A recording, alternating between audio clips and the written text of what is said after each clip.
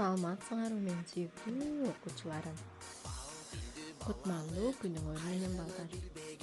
Аралыкта окуу менен, өздүк гигиеналарды сактоо менен ден соолугуңар чын жүрөсүңөрбү балдар? Азаматсыңар балдар. Дайыма өздүк гигиенаны сактап, колуңарды күнтүгө сабындап жууп турууну унутпагыла. Себеби колубузда аябаган да көзгө көрүнбөгөн микробдор болот экен балдар. Дал ушул микробдор жөнүндө 3-Г класстын окуучусу Исраилова Нургүл бош убагында жогоруда китепти окуптур.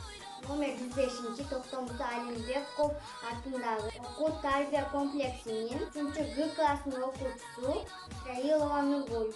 Мен бош убактымда микроб деген эмне деген китепти окудум. Бул китеп Нина Сурмовага таң микробдор көзгө көрүнбөгөн майда заттар. Ал грек тилинен алынган. Алар абада, эмелектерде, оюнчуктарда болот. Балдар, ошондуктан силер дагы бош убактыңарда көп китеп окугула. Китепти көп окусаңар, көптөгөн нерселерди билесиңер балдар. Китеп бизге сүйлөбөй туруп акыл үйрөтөт экен.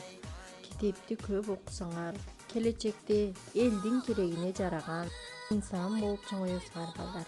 Баса балдар, белгилеп кетүүчү нерсе, биздин залгар жазуучубуз Чыңгыз Айтматовдун 12 декабрь туулган күнү балдар. Ал бизге Саманчынын жолу, Бетме-бет, Жамиля, Кызыл алма, ой балдар, Кызыл алма демекчи. 3-Г класстын окуучусу Эргешбаева Аяна Таттуу алма деген китепти окуптур балдар. Демек көңүл буруп көрөбүз. Менин атым Эргешбаева Аяна. Мен номер 105 Токтомбут Алимбеков атындагы окуу тарбия комплексинин 3-Г классынын окуучусу. Мен мугалимдерге терең таазим этем. Бизди карантин убагында окутканыңыздар үчүн мен Таттуу алма китебин окудум. Бул китеп мага аябай жагат. Мен кызыл ширин алманын сүрөтүн тарттым.